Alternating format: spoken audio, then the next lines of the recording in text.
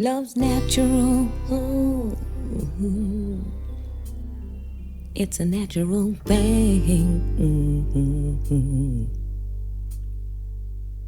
So natural. It's a natural thing. Hi there, my name is Luella Love. Welcome to my podcast, Cosmos Enthusiasmos. I'm an ordinary person with an extraordinary passion for the unknown. I created this podcast because, in the words of the great British rock band Foreigner, I want to know what love is. Not the kind of love you find on Tinder, but the love that is the very essence of our soul, our whole existence. So I ask you to join me on my exploration. Let's get started. Episode 1, What Love Is. So what is love? Firstly, how to dissect what love really is, or at least my opinion of what love really is. It took me a while to decide how to start this podcast, conversation, journey, call it what you may. And then it came to me. I'm just going to start straight from my heart. So here goes. From my perspective, I'm not someone who has suffered greatly.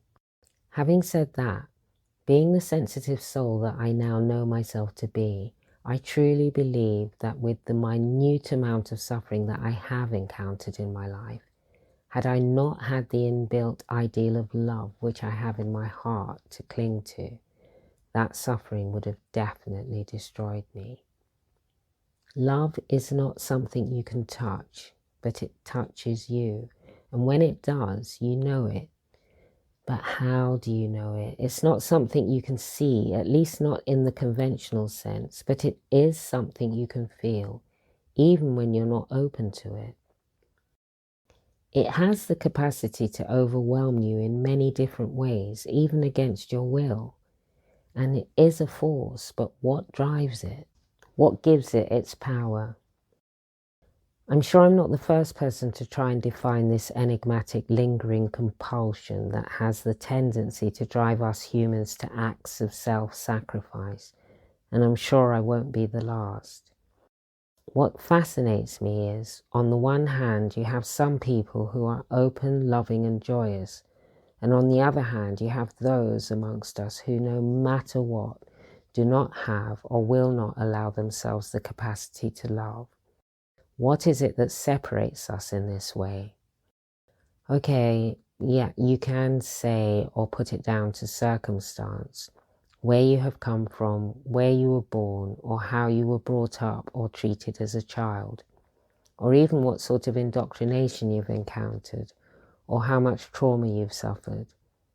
But then there's still the question of why do some people easily find the way to transcend these obstacles when there are others who go through life carrying their pain like a rod on their back. For instance, my upbringing was in no way ideal or conventional.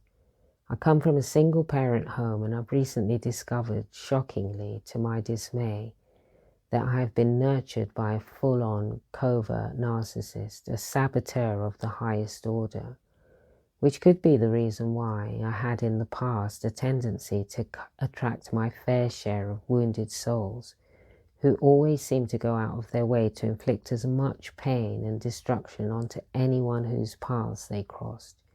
It always baffled me as to why they chose not to choose love. When love is lost or non-existent in the heart, how does one navigate oneself back to that place of peace or solace that love brings? If you've never felt love, how can one recognize it or know it's there? Because it is there.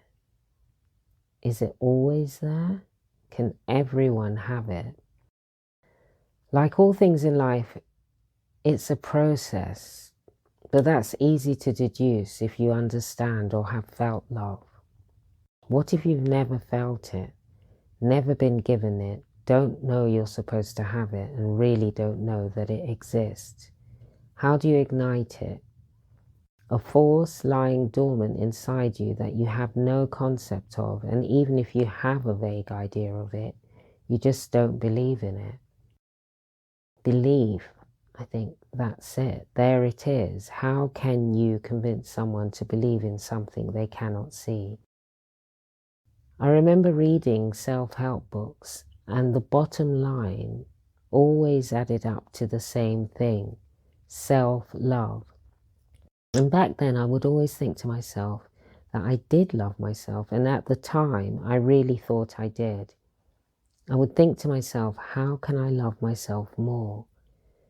That's the difference, you see. I thought I did, but did I really believe it? No, I didn't. I probably wanted to, but I didn't understand at the time how nuanced love can be. Here I need to go back to some of my earlier questions. I stated that love is there, and then I asked myself, is it always there? Can everyone have it? Can anyone access it? I think yes, yes, and yes to all of that. I truly believe the answer is yes. We live in an age where people, for the most part, are waking up to the idea that thoughts are creative.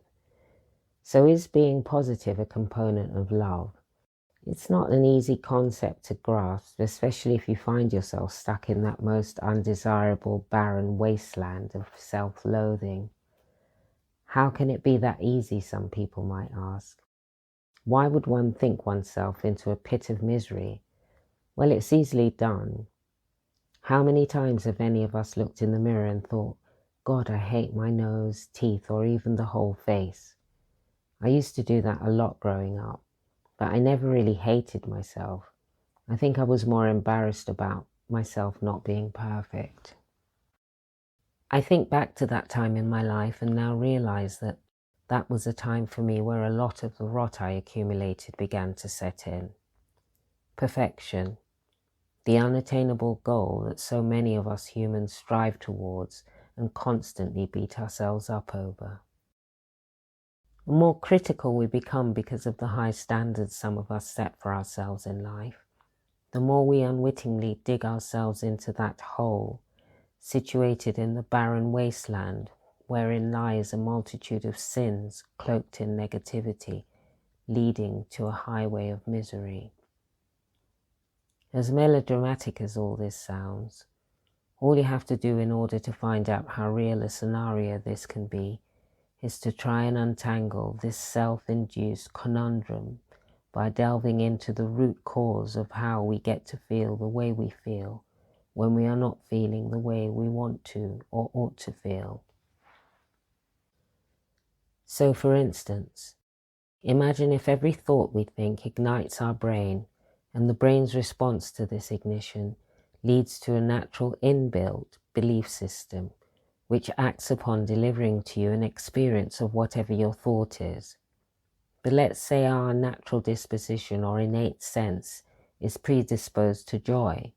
So when we think something that goes against that precept, the brain's natural response to this is to go straight to that undesirable wasteland section in the mind, causing us to experience a decline in enthusiasm.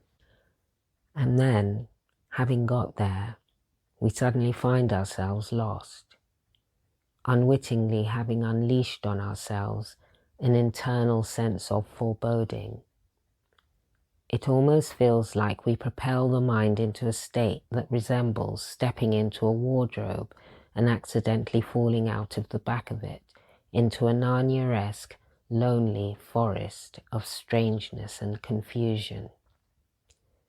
Once in, how to get out, or back to the safety of stability in our minds, which we subconsciously know leads to peace.